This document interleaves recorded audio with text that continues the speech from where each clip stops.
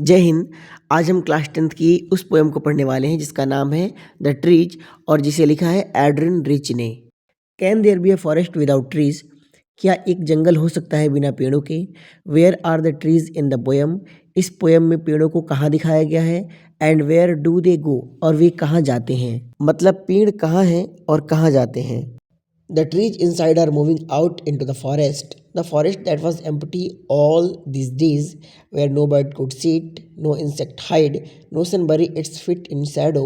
The forest that was empty all this night will be full of trees by morning. जो पेड़ घरों के अंदर हैं वो पेड़ अब जंगलों की तरफ जा रहे हैं। वो जंगल जो हमेशा पूरे दिन पूरी रात एकदम खाली पड़ा रहता था, जिसमें कुछ नहीं था, जहाँ पर कोई भी चिड़िया न बैठ सकती थी, न कोई भी छोटा कीड़ा वहाँ पर छुप सकता था, जहाँ पर सूर्य की किरणें छाए में अपने पैरों को नहीं रख पाती थी, नहीं गाड़ पाती थी। छाए में नहीं गाड़ पाने का मतलब कि जब पेड़ रहेंगे तब तो छाया होगी ना, और छाया होगी तो सूर्य की किरणें भी चाहती हैं कि हम छाए में पड़े, उस जगह को बहुत प्रकाशित करें। तो जब वहाँ पे पेड़ रहेगा ही नहीं और वहाँ पर कोई छाया होगी ही नहीं, तो सूर्य की किरणों का वहाँ पर जाने का कोई खास मतलब नहीं होता है। या दूसरे शब्दों में आप ये समझ सकते हो कि जब पेड़ रहेंगे तो पेड़ों को ही तो ज़्यादा ज़रूरत पड़ती है ना प्रकाश की, यानी लाइट की ज़रूरत पड़ती है बहुत ज़्यादा अपने भोजन को बनाने के लिए। तो सूर्य की किरणों का वहाँ पर कोई काम नहीं रहता था, क्योंकि वहाँ पर पेड़ नहीं रहते थे। वो फॉरेस्ट जो पूरे दिन पूरी रात एकदम खाली पड़ा रहता था, वो आने वाली सुबह तक भर जाएगा। मॉर्निंग का मतलब यहाँ पर भविष्य को लेकर के है, फ्यूचर को लेकर के है। कहने का मतलब क्या है कि आजकल जितना भी डिफॉरेस्टेशन हो रहा है, पेड़ों की कटाई हो रही है, तो इंसानों में बहुत सारी बीमारियां पनप रही हैं, बहुत सारी डेफिशिएंसी आ रही है, अक्षमता आ रही है। तो धीरे धीरे इंसान इस चीज़ को समझेगा, और इंसान ने जिस जंगल को खाली कर रखा है पेड़ों से, इंसान ही उस जंगल को भरेगा। यानी पेड़ भी उधर जाना चाहते हैं, पेड़ भी घर के अंदर नहीं रहना चाहते, क्योंकि रियल प्लेस उनका वो नहीं है। रियल प्लेस वो जहाँ से आए थे वही उनका रियल प्लेस है। तो इंसान भी उस जगह को भरेगा। इसलिए कहा गया है कि मॉर्निंग तक, मतलब आने वाली सुबह तक, यानी आने वाले भविष्य में बहुत जल्द वो जंगल फिर से पेड़ों से भर जाएगा। All night the roots work to disengage themselves from the cracks in the veranda floor. The leaves strain towards the glass.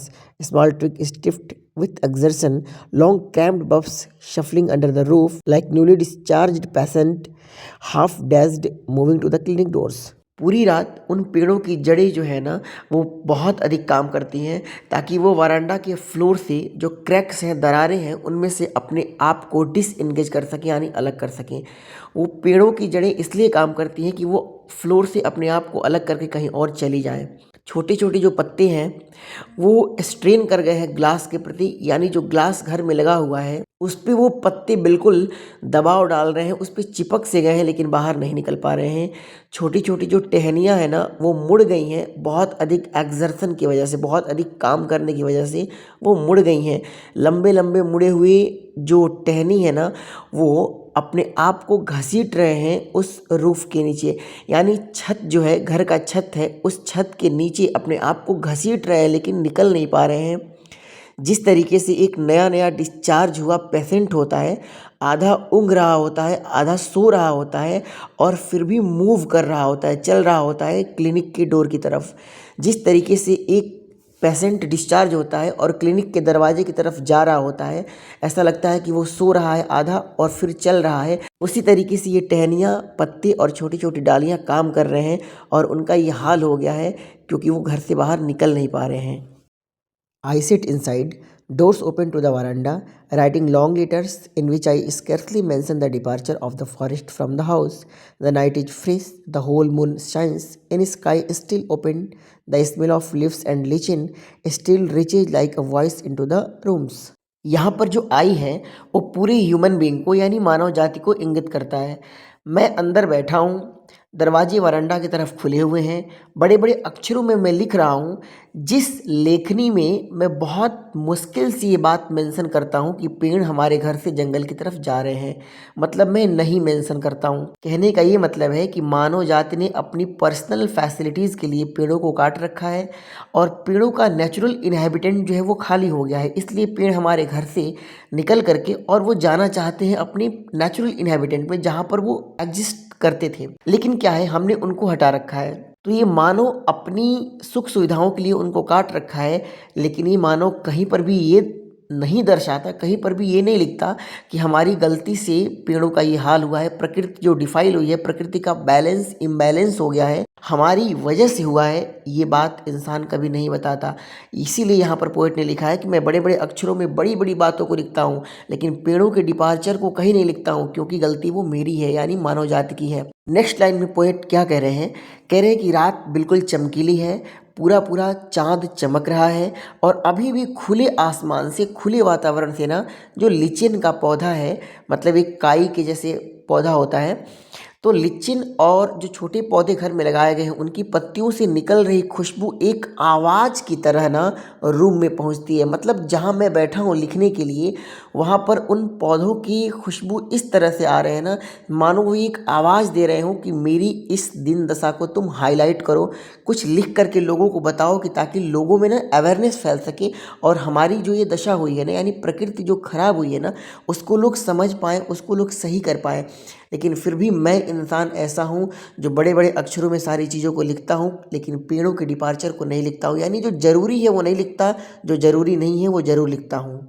My head is full of whispers which tomorrow will be silent, listen the glass is breaking, the trees are stumbling forward into the night, winds rush to meet them, the moon is broken like a mirror, its pieces flash now in the crown of the tallest oak।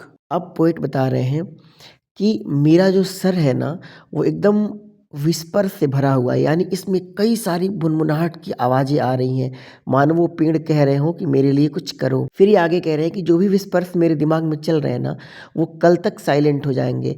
मतलब आज awareness मेरे दिमाग में आ रही है, लेकिन कल ये ख़त्म हो जाएगी। इंसान पर डे ये सोचता है कि हम गलत कर रहे हैं, लेकिन फिर थोड़ी देर बाद सारी चीज़ों को भूल जाता है। फिर कह रहे हैं कि सुनो, ग्लास टूट रहा है।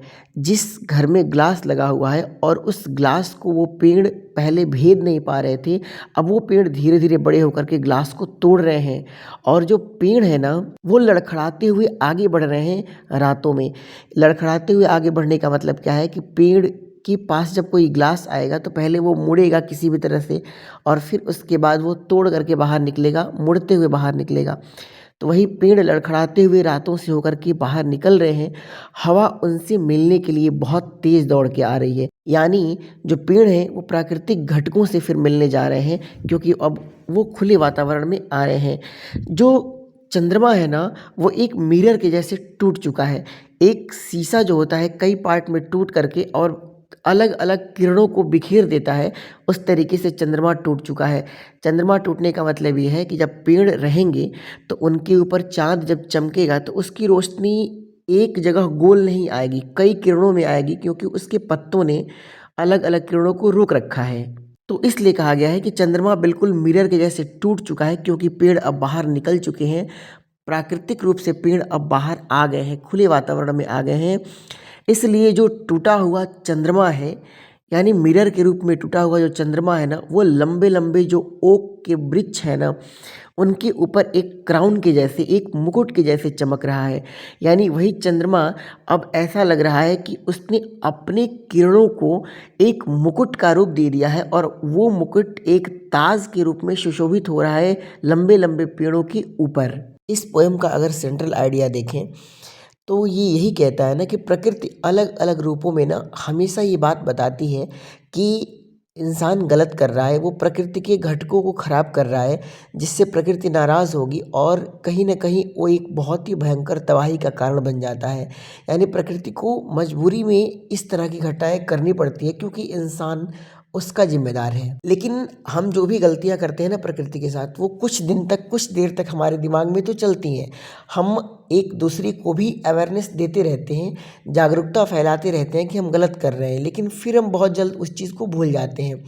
प्रकृति अपने खुशबू, अपने अलग अलग प्रकार के घटकों से, अलग अलग तरीक़ों से हमें याद दिलाती रहती है, लेकिन फिर भी हम उस चीज़ को इग्नोर कर जाते हैं, उसको नहीं ध्यान देते हैं, और बाद में अंजाम बहुत ही भयानक हो जाता है, जिसे हमें यानी मानव जाति को ही भुगतना पड़ता है।